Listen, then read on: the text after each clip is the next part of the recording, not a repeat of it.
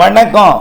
செல்வகுமாரின் அடுத்து வரக்கூடிய சென்யார் புயல் உருவாவது எப்பொழுது, நகர்வு வழித்தடம் எப்படி, தீவிரம் எப்படி, கடப்பது எங்கே, மழை பொழிவு எப்படி, அதிகாரப்பூர்வ வானிலை அறிக்கைக்கு இந்திய வானிலை ஆராய்ச்சித்துறை அறிக்கையை பார்க்கவும்.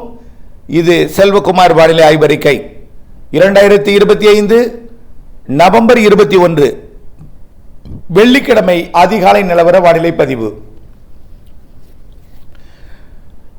வங்கக்கடலில் இலங்கைக்கு அருகே, இலங்கைக்கு தென் கிழக்கே தெற்கு பகுதியில் கீழடுக்கு சுழற்சி தொடர்ந்து தீவிரமடைந்து கொண்டிருக்கிறது. இது இலங்கைக்கு தெற்கு புறமாக மன்னார் வளைகுடாவிற்கு சென்று தமிழ்நாட்டின் மழைப்பொழிவை தீவிரப்படுத்த இருக்கிறது.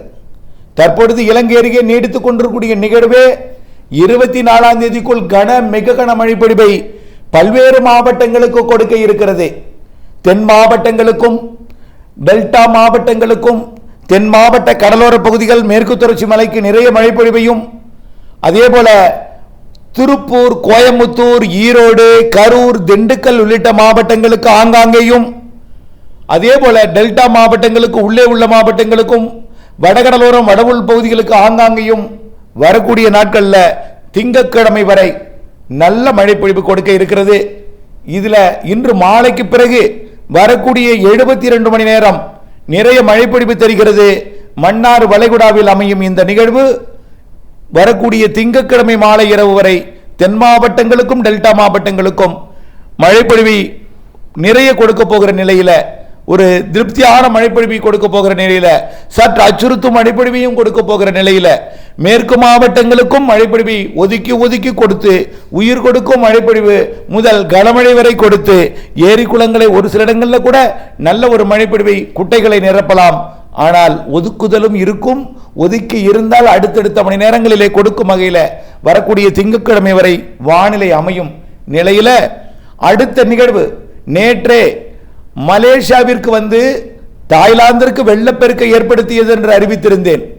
ஆனால் அது மலேசியாவிலிருந்து இறங்கி நேரடியாக அந்தமானோட தெற்கு பகுதிக்கு வராமல் மலேசியாவோட தென்மேற்கு பகுதிக்கு நகர்ந்து சுமத்ரா தீவிற்கும் மலேசியாவின் கோலாலம்பூர் இடைப்பட்ட பகுதிக்கும், அதாவது சுமத்ராவிற்கும் மலேசியாவிற்கும் இடைப்பட்ட பகுதியில் மலைகளுக்கு இடையே கடற்பகுதியில் நீடித்துக் கொண்டிருக்கிறது. இது ஏற்கனவே வரிசை கட்டி வந்து கொண்டிருக்கூடிய நிகழ்வின் பிடியில் இருந்து விடுபடாமல், அதாவது தாய்லாந்து வளைகுடா பகுதியில் இருக்கக்கூடிய நிகழ்வும் தென்சீன கடற்பகுதியில் இருக்கக்கூடிய நிகழ்வும் தன் ஈர்ப்பிலே இணைப்பு சுழற்சியால் பிணைக்கப்பட்டிருக்கிற காரணத்தினாலே அப்படி விடுபடாமல் சிக்கிக் கொண்டிருக்கிறது எனலாம். இது நாளை மறுநாள் இந்த சுமத்ரா தீவுப்பகுதியிலிருந்து விடைபெற்று அந்தமானோட தெற்கு பகுதிக்கு வந்து வரும் என்று எதிர்பார்க்கப்படுகிறது. அந்தமான் தெற்கு பகுதி வந்தால் தனியாக சுழலத் தொடங்கும். நிலநடுக்கோட்டு இந்திய பெருங்கடல் நீராவியை ஈர்க்க தொடங்கும், வேகம் எடுக்கும், நேரடியாக மேற்கு நோக்கி வரும் என்று எதிர்பார்க்கப்படுகிறது. உலக மாதிரிகள் எல்லா மாதிரியுமே மாத்திட்டாங்க. எதுவுமே தமிழ்நாட்டுக்கு வரும் என்று காட்டவே இல்லை. எல்லாமே மத்திய வங்கக்கடல் பகுதியில், தெற்கு மத்திய வங்கக்கடல் பகுதியில் உருவாகி அது வடக்கு நோக்கி ஆந்திர பிரதேசம், ஒடிசா, மேற்கு வங்கம், வங்கதேசம் என்று திசை மாற்றி கொண்டு விட்டார்கள். இருந்த போதிலும் நிகழ்வு உருவான பிறகு இலங்கை அருகே இருக்கக்கூடிய நிகழ்வின் ஈர்ப்பின் காரணமா அது இலங்கைக்கு நெருக்கமாக வரும் என்று எதிர்பார்க்கப்படுகிறது. இலங்கைக்கு நெருக்கமாக வந்து தமிழ்நாட்டின் கரையை வடகடலோரம் கடக்கும் என்று எதிர்பார்க்கப்படுகிறது. இது தமிழ்நாட்டுக்கான நிகழ்வு, நிறைய மழை தரும் நிகழ்வு என்று நாம் உறுதியாக சொல்லலாம். ஆனால் சென்யார் என்ற புயலாக உருவெடுத்தாலும், சென்யார் என்ற பெயர் கொண்டு தீவிர புயலாக 110 கிலோமீட்டர் வேகம் கொண்ட ஒரு புயலாக உருவெடுத்தாலும், கரையை நெருங்கும் பொழுது ஒரு சாதாரண காற்றழுத்த தாழ்வு மண்டலமாக அல்லது ஒரு ஆழ்ந்த மண்டலமாகத்தான் கரை கடக்கும். புயல் என்ற பெயர் பெற்றாலும் புயல் என்ற பெயரை இழந்து செயலிழந்து தான் கரை கடக்கும் என்பதில் எந்த மாற்றமும் இல்லை. இது சூப்பர் புயலாக மாறி வடக்கு நோக்கி செல்லும் என்று உலக மாதிரிகள் கொடுத்து கொண்டிருக்கிறது. 150 கிலோமீட்டருக்கு மேலே தீவிரமடையும் என்று எதிர்பார்க்கப்படுகிற காரணத்தினாலே விலகி செல்லும் என்று அவர்கள் தெரிவித்திருக்கிறார்கள். என்னை பொறுத்த வரைக்கும் 100 கிலோமீட்டருக்கு மேல் தீவிரமடையாது. 100 கிலோமீட்டருக்கு மேல் தீவிரமடையாமல் நேரடியாக மேற்கு நோக்கி வந்து தமிழ்நாட்டின் கரையை நெருங்கும் பொழுது அந்த 100 என்பதும் 75ஆக செயலிழந்து விடும் என்பது, அதற்கு பிறகு கரையை கடக்கும் பொழுது சாதாரண ஒரு 60 கிலோமீட்டர் வேகம் கொண்ட ஒரு காற்றழுத்த தாழ்வு மண்டலமாக தமிழ்நாட்டின் கரையை கடக்கும் என்று எதிர்பார்க்கப்படுகிறது. ஆக 24ஆம் தேதி உருவாகி 25ஆம் தேதி மேலும் நெருங்கி வந்து 26, 27 தேதிகளில் ஒரு புயலாகி 28, 29 தேதிகளிலே தமிழ்நாட்டின் கரையை கடக்கும் என்று எதிர்பார்க்கப்படுகிறது. இது இலங்கையின் தெற்கு பகுதிக்கு வந்தால் இலங்கைக்கு பாதிப்பு மழை பொழிவு ஏற்படுத்தும், தமிழ்நாட்டின் டெல்டா மாவட்டங்களுக்கும் வட மாவட்டங்களுக்கும் பாதிப்பு மழை ஏற்படுத்தும். இலங்கையின் மத்திய பகுதிக்கு வந்தால் இலங்கையின் மத்திய பகுதி வடக்கு கிழக்கு மாகாணங்கள் டெல்டா மாவட்டங்கள் வடகடலோர மாவட்டங்களுக்கும் அதிக மழைப்பொழிவை கொடுக்கும், நிறைய மழைப்பொழிவை கொடுக்கும். வட இலங்கை வந்தால் வட இலங்கை மற்றும் தமிழ்நாட்டின் டெல்டா மாவட்டங்கள் மற்றும் வடகடலோர மாவட்டங்கள் வட உள்பகுதிகளுக்கு நிறைய மழைப்பொழிவை கொடுக்கும். ஒருவேளை அது நேரடியாக டெல்டாவிற்கு நெருக்கமாக வந்தால் டெல்டாவிற்கு வடக்கே உள்ள பகுதிகளுக்கு நிறைய மழைப்பொழிவை கொடுக்கும். அது நேரடியாக அது மயிலாடுதுறைக்கு வடக்கே வந்துவிட்டால் டெல்டாவிற்கு அளவான மழைப்பொழிவை கொடுக்கும், கனமழை பொழிவை கொடுக்கும். ஆனால் வடகடலோரம் வட உள் பகுதிகளுக்கு மிக மழைப்பொழிவை நிறைய மழைப்பொழிவை கொடுக்கும். ஆக இதிலிருந்து என்ன தெரிகிறது? எங்கே வந்தாலும் சென்னை, திருவள்ளூர், காஞ்சிபுரம், செங்கல்பட்டு உள்ளிட்ட வடகடலோர மாவட்டங்களுக்கு நிறைய மழை காத்திருக்கிறது.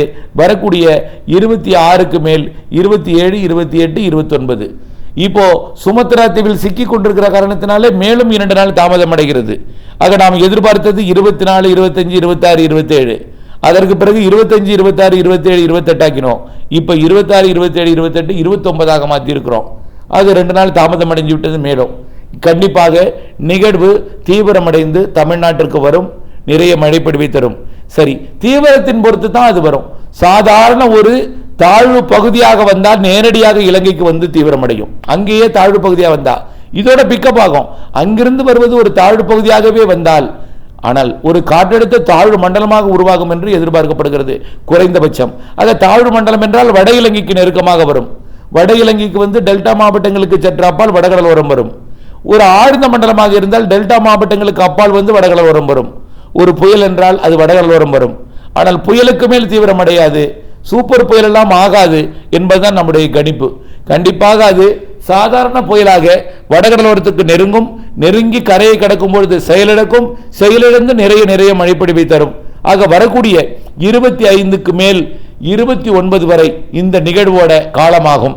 29க்கு பிறகு 30ஆம் தேதி மழை இடைவெளி கிடைக்கும். 30லிருந்து 2ஆம் தேதி வரை ஒரு இடைவெளி கொடுத்து டிசம்பர் 3லிருந்து 8ஆம் தேதி வரை அடுத்த நிகழ்வு தமிழ்நாட்டுக்கு மழைப்பொழிவை தரும். ஆக மழைப்பொழிவு இந்த மாத இறுதியிலும் அடுத்த மாதம் முதல் வாரத்திலும் 8ஆம் தேதிக்குள்ளும், அடுத்தது டிசம்பரிலே 2வது 3வது வாரத்தில் 3 நிகழ்வும், டிசம்பர் கிறிஸ்துமஸுக்கு பிறகு ஜனவரிக்கு முன், ஜனவரி 1ஆம் தேதிக்கு முன் மாத இறுதி டிசம்பர் இறுதியில் ஒரு வலுவான நிகழ்வும், ஜனவரி பொங்கலுக்கு முன் 2 நிகழ்வும், அதில் ஒன்று வலுவான நிகழ்வும், பொங்கலுக்கு முன் ஒரு வலுவான நிகழ்வும் இருக்கிறது. கண்டிப்பாக நிறைய மழைப்பொழிவை தரும். வலு என்றால் ஒரு தீவிர தாழ்வு பகுதி, அதுதான் வலு. புயலெல்லாம் இப்போ பெருசாக இருக்காது, இருந்தாலும் இது ஒரு தான் புயலாக இருக்கும். அடுத்து ஒன்று டிசம்பர் முதல் வாரத்தில் அது மண்டலமாகவும் ஆழ்ந்த மண்டலமாக மாறலாம்.